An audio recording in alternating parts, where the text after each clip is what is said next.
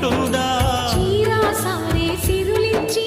మెట్టిన ఇంటికి నన్నిస్తే పుట్టెడు నిందను కొంగున కట్టుకు ఇంటికి వచ్చేదా కాపు కాయనే లేనా కనుల దాచుకోనా తప్పుతోటి రానన్నా నిప్పులాగా వస్తా ఎన్ని జన్మలైనా నీకు చెల్లినవుతాను పేగు అదురుతోందమ్మా ప్రాణములుకుతోందమ్మా పుట్టింటికి రమ్మా చెల్లెమ్మా పుట్టింటికి రావే చెల్లి పిలిచింది మన ఇంటి తల్లి